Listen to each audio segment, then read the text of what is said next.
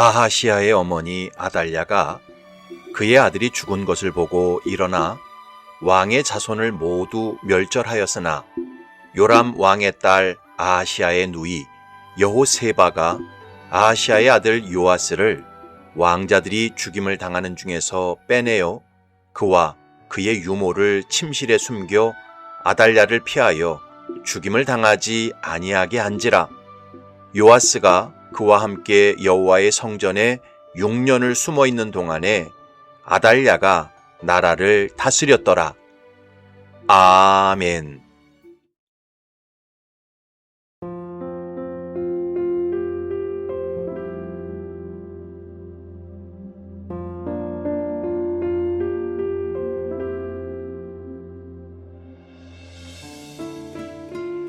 제가 설교 중에 가끔 인용하는 말이 있습니다. 그것은 바로 조금 이상하면 많이 이상한 것이고 조금 훌륭하면 많이 훌륭한 것이다 라는 말입니다. 장경동 목사님께서 하신 말씀인데 그 말 속에는 너무나 귀한 지혜가 들어 있습니다. 여러분, 어떤 사람의 말이나 행동이 조금 이상해 보이고 조금 비정상적으로 보이면 그것은 가볍게 넘길 문제가 아닙니다. 사실은 그 사람 속에 이상하고 비정상적인 것들이 가득 차 있기 때문에 겉으로 그 이상하고 비정상적인 모습이 조금 드러난 것입니다. 그래서 조금 이상하면 사실은 많이 이상한 것입니다. 반대로 어떤 사람의 말이나 행동이 조금 훌륭해 보이고 칭찬할 만한 모습이 보이면 그건 역시 대수롭지 않게 넘길 문제가 아닙니다. 사실은 그 사람 속에 훌륭하고 칭찬할 만한 모습이 가득 차 있기 때문에 겉으로 그 훌륭한 모습이 조금 드러난 것입니다. 그래서 조금 훌륭하면 사실은 많이 훌륭한 것입니다. 예전에 제가 부목사로 섬길 때 같이 동역했던 목사님 중에 한 분은 주일 대예배가 계속 이어지고 있는 상황에서 반바지 차림으로 런닝을 하고 오셨습니다. 여러분, 너무 이상하지 않습니까? 목사가 제일 바쁘고 정신없는 날이 주일 아닙니까? 그런데 교인들이 많이 오고 가는 주일 한낮에 그 목사님은 반바지 차림을 하고 나가서 근처 공원을 뛰고 오셨습니다. 그 모습을 제가 보고 큰 충격을 받았습니다. 아니, 부목사가 어찌 주일에 저런 모습을 보일 수 있지? 그런 생각을 했습니다. 그런데 그 이상한 모습이 결코 한 번으로 끝나지 않았습니다. 같이 사역하는 동안 계속 말도 안 되는 이상한 모습을 보였습니다. 툭하면 거짓말하고, 툭하면 땡땡이 치고, 툭하면 규칙을 어기는 모습을 보였습니다.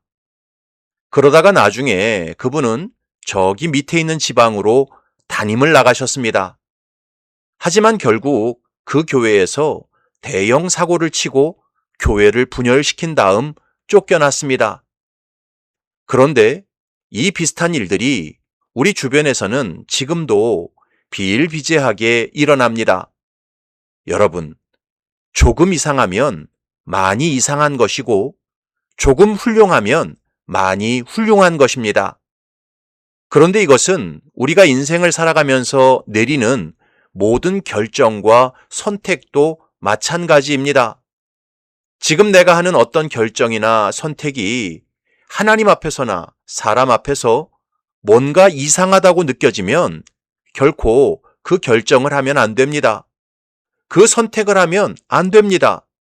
지금 당장은 괜찮은 것 같아도 결국 나중에 엄청난 후환으로 다가오게 되어 있습니다. 바로 오늘 본문이 그 사실을 분명하게 보여주고 있습니다. 예후에 의해 북이스라엘의 여호람 왕이 죽임을 당했습니다. 그런 다음 예후는 북이스라엘에서 아합 가문을 진멸했고 바알 숭배자들을 몰살시켜 버렸습니다. 그리고 예후가 북이스라엘의 왕 여호람을 죽일 때 남유다의 아하시야 왕도 같이 죽여버렸습니다. 그렇다면 남유다의 아하시야 왕이 예후의 손에 죽었다는 소식이 남유다 왕궁에 전해졌을 때 어떤 일이 벌어졌습니까? 1절을 보면 아하시야의 어머니 아달랴가 그의 아들이 죽은 것을 보고 일어나 왕의 자손을 모두 멸절하였으나. 여러분, 아하시야의 아버지가 요람이었고 요람의 아버지가 여호사밧이었습니다. 그런데 여호사밧이 통치할 때 어떤 일이 일어났습니까? 북이스라엘의 아합 왕과 결혼 동맹을 맺게 되었습니다. 그래서 여호사밧은 자기의 후계자였던 요람을 아합의 딸 아달랴와 결혼을 시켰습니다. 그 요람과 아달랴 사이에서 태어난 남유다의 왕이 바로 아하시야였습니다.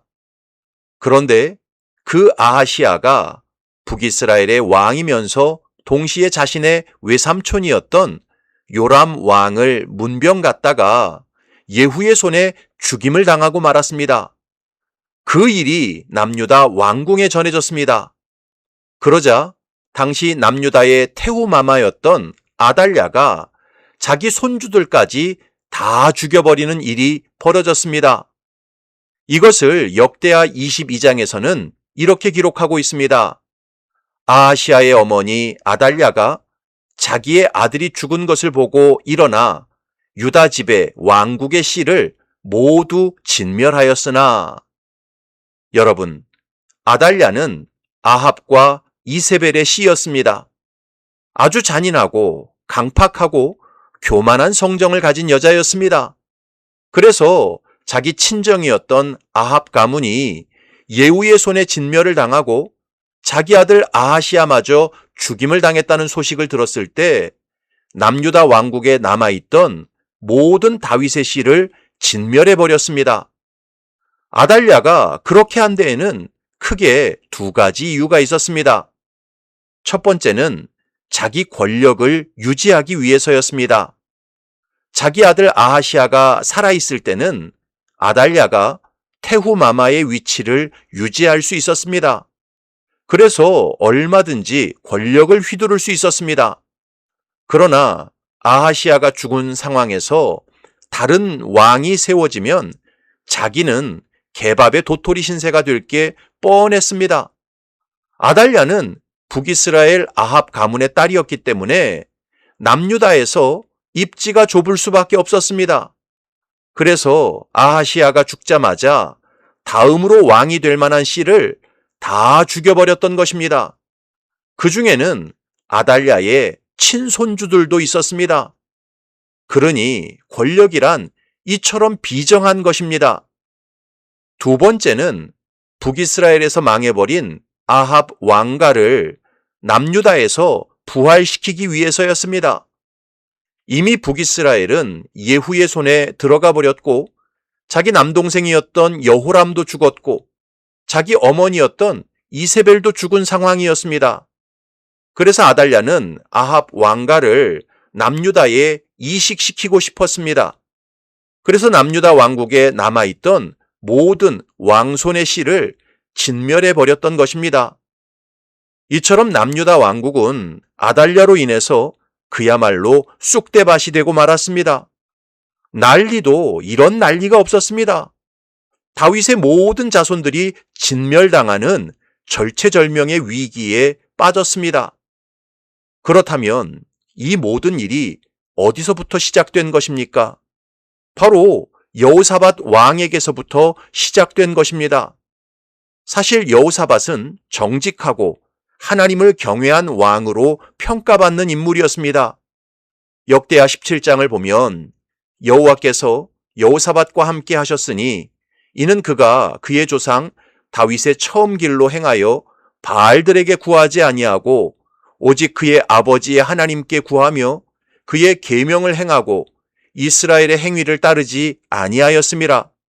그러므로 여호와께서 나라를 그의 손에서 견고하게 하심에 유다 무리가 여호사밧에게 예물을 드렸으므로 그가 부귀와 영광을 크게 떨쳤더라. 그가 전심으로 여호와의 길을 걸어 산당들과 아세라 목상들도 유다에서 제거하였더라. 그렇다면 이렇게 정직하고 여호와를 경외했던 여호사밧이 아합과 결혼 동맹을 맺을 때 그 양심에서 성령의 경고 소리가 들려오지 않았을까요? 뭔가 좀 이상하다는 느낌이 들지 않았을까요? 당연히 성령의 경고 소리가 들려왔고 뭔가 좀 이상하다는 느낌이 들었습니다. 하지만 여호사밧은 그 모든 성령의 경고 소리와 마음의 이상한 느낌을 다 무시하고 아합과 결혼 동맹을 맺었습니다. 그 결과 자기 손주 때에 이르러 남유다 왕국의 모든 다윗의 씨가 대부분 진멸당하는 엄청난 사건이 벌어지고 말았던 것입니다. 사랑하는 성도 여러분, 성도가 인생에 큰 후환을 만들지 않으려면 지금 내 양심을 통해 말씀하시는 성령의 경고 소리를 잘 들어야 합니다. 내 마음에 감지되는 이상한 느낌을 외면하면 안 됩니다. 조금 이상하면 많이 이상한 것입니다. 다시 말씀드립니다. 조금 이상하면 많이 이상한 것입니다. 바라기는 저와 여러분들이 하나님의 말씀과 정직한 양심에 비추어 볼 때 내 안에 조금이라도 이상하게 느껴지는 말과 행동이 있다면 빨리 버리시기 바랍니다. 내 앞에 조금이라도 불편함이 느껴지는 결정과 선택이 있다면 절대 피하시기 바랍니다. 그럴 때 인생에 큰 후환을 당하지 않는 복된 삶이 될 것입니다. 이런 지혜로운 삶을 살아가는 우리 모두가 되시기를 주님의 이름으로 축원합니다. 아멘.